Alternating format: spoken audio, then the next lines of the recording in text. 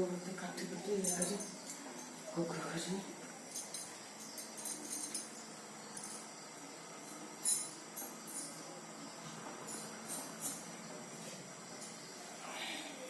ਸਾਰਿਆਂ ਗੱਲ ਕੇ